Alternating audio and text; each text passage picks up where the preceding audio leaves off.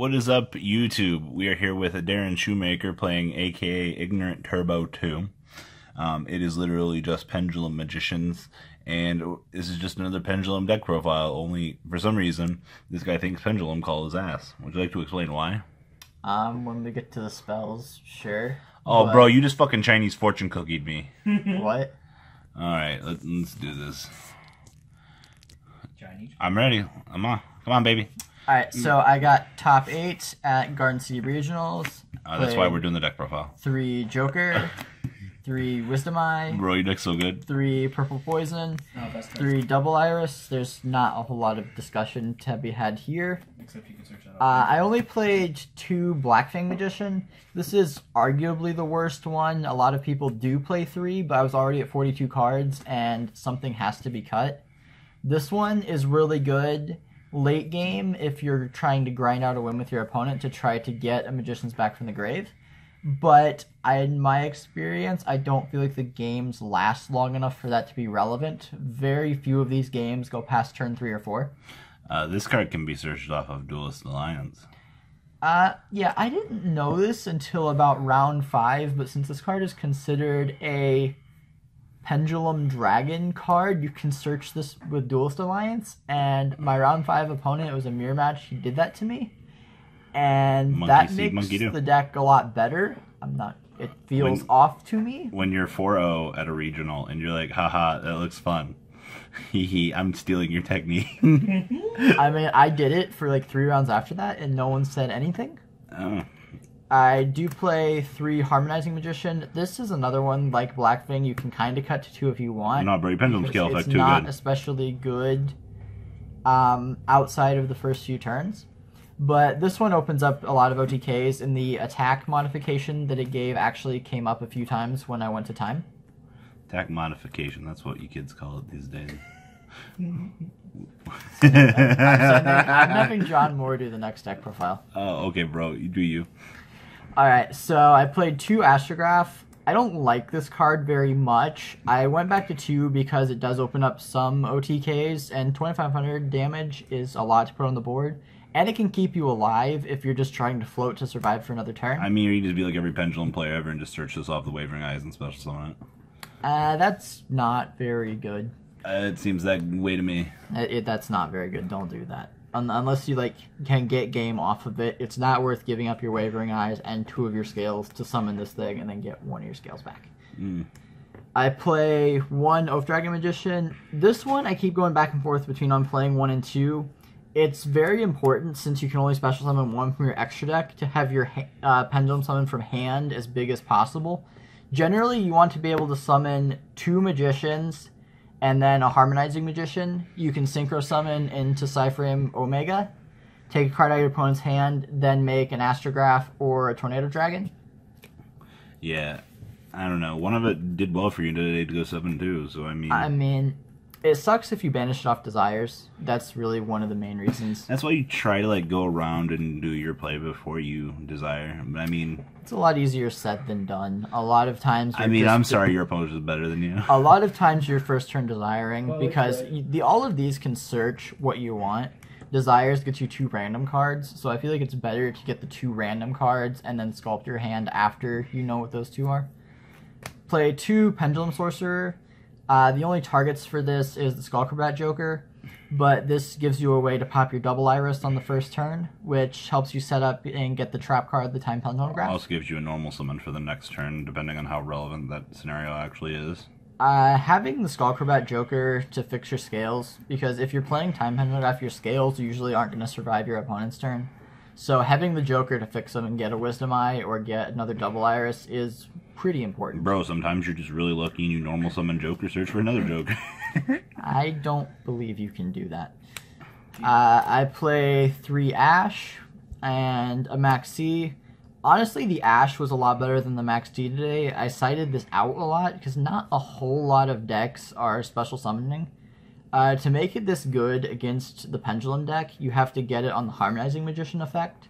So you get 1 off the Harmonizing, and then if they Synchro Summon or Ixie Summon, you get another 1, and then you go +1. But usually, if you do this before they Pendulum Summon, they just won't Pendulum Summon and just set up the trap or Wavering Eyes, and you won't get anything off of it. Paleo, don't special summon a lot. True Draco, don't special summon at all. It just doesn't come up that often. I did main 3 Wavering Eyes because the mirror is very popular. After Spirals come out, this will probably be going to the side deck. I play 3 Duelist Alliance. This helps you get to your Spell and Trap. It's just a really consistent card. Yes. I play 3 Pot of Desires. How did it feel? Did you desire into desires the first Actually, I only did that once all day. Feels good, bro. It feels pretty good, and like I said, since you want your hand to be as big as possible for your Pendulum summons, having that extra draw either on the first turn or just having this available as top deck is very important. I love Takam Tumborg. Especially because this deck doesn't have a 1-card scale like Monkey Board than the old Pepe deck does. So this sometimes can be your 1-card scale. Doesn't always happen. I only played 1 of Star Pendulum Graph. This card is extremely good, but the situations that make this good, if you have a Wisdom Eye, you're blowing up Wisdom Eye and searching something else, or you have blowing something up, summoning Astrograph, and searching with this, in those situations, I feel like you're already winning, so you don't really need this to keep going.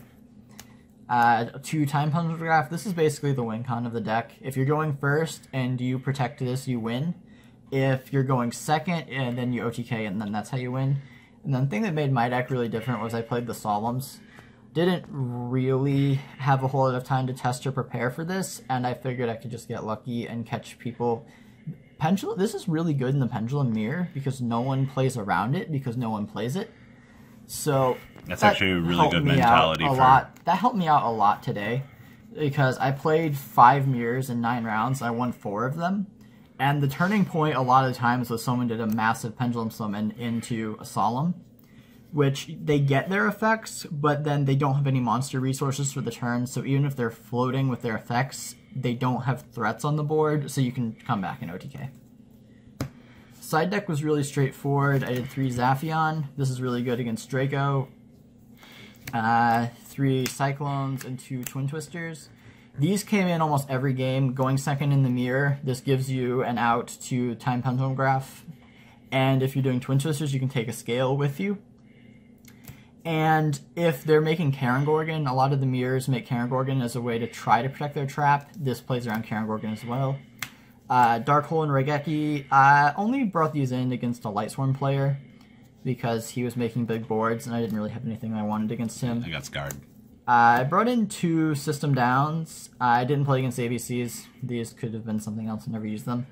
And then D-Barriers for when you're going first in the mirror because usually I would get people game 1 with the Solemns. I would lose game 2 because they went first. And then I would have D-Barrier plus Solemns going first for my game 3s. Every single one of my mirrors went to game 3 except the one I lost. So this, blowing them out with the Solemns, then having this game 3 made my mirrors pretty easy. Quick question. What are your typical side-out options from the main deck? Because I know someone's going to ask that. It's Solemns, probably, depending on if you're your going mode. second, take out Solemns. If you're playing the mirror, take out Maxi. Then, if you need 2 more, I would side out to Duelist Alliance. Because this is the most redundant card in your deck. Yeah. This becomes anything in your deck, but you would almost always rather have Cosmic Cyclone or D-Barrier than have another Pendulum Scale. So, basically that. Alright, extra deck time. Extra deck is also really straightforward. I played 2 Time Star. The second one never came up. This is probably going to become a Decode Talker.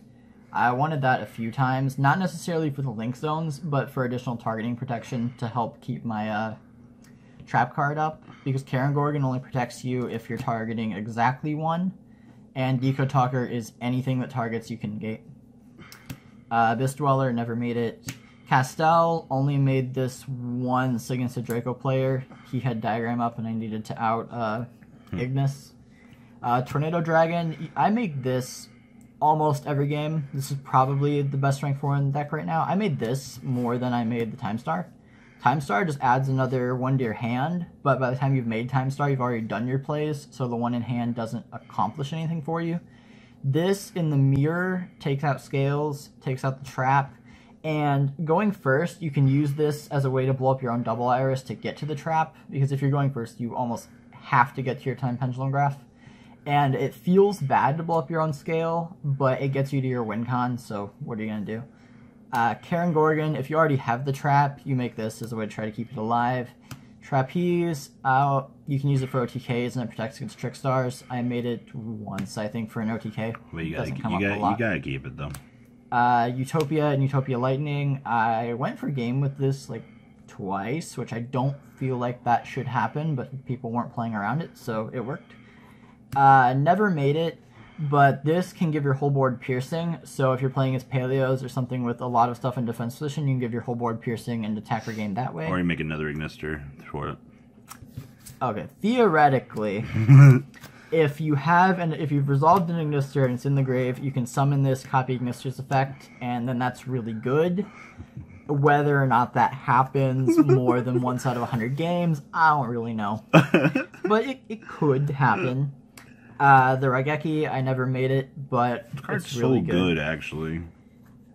Jeff Jones talked about the play he does if you're playing as ABCs. You put the Dweller in front of their Decode Talker Buster board. Put this in front of the Decode Talker. Do the effect. If they tag out, you summon this, blow up the whole board, and none of their effects trigger. I didn't do that, but it's really good. Enlightenment Paladin gets back your Wavering Eyes. If you have more Wavering Eyes than your opponent, you usually win. Or Desires. I wouldn't recommend doing that because you need to have your resources in the deck. The sort of thing my opponents did was they get really greedy with their Wisdom Eyes and take all their Magicians out of their deck too early. And they load up their extra deck and then they can't get anything back from it. Yeah, so it's that old. Maybe not do that. I don't think a lot of people have adjusted from the previous Pendulum mentality, which is really weird to say that. You have to play this deck, like, it's strange for an OTK deck, but you have to play it really conservatively or you just run out of stuff to do. I felt like a lot of my opponents weren't doing that. You play Omega, so if you do the Pendulum 3 with a Harmonizing, Synchro with the one in the extra zone, and then the Harmonizing, make this, take a card out of your opponent's hand, then make the Tornado Dragon or the Karen Gorgon, whichever one you want. Ignister, this card is insanely good in the mirror. It doesn't come up super often. I made it like once, but it's really powerful when it does. And then Beals for True Dracos. I never needed it, but I like that it's there. And then the cool interaction with Time Pendulum Graph in this is you can target a card in your opponent's field and target this. This won't be destroyed. You blow up the card in your opponent's field, and then Time Pendulum Graph can send another card in your opponent's field from deck to grave. Any other final comments? The second Time Star is really bad. Don't do that. Beyond that, there's a lot of flexibility with this deck, and I think it's a lot more important to play. Says the guy that on the way down said that the deck was really tight and there wasn't a lot of leeway. There's not a lot of leeway for adding stuff, but you can play around with your ratios a lot. You can add in your third Black Fang, add in your third Astrograph, go down to Harmonizing. I feel like it's a lot more important to play ratios and cards that you're comfortable with than it is to play what you think is the optimal build, because if you're comfortable with your deck, you're going to feel a lot better about it and you're going to do a lot better in your event. So yeah. I recommend not necessarily copying my or anyone else's list, but just messing around with it and finding out what you want to play with and what works for you. Yeah, innovation. Worked for me. Alright guys, this is Darren Shoemaker's deck profile. Alright, we're out guys. Thanks for watching.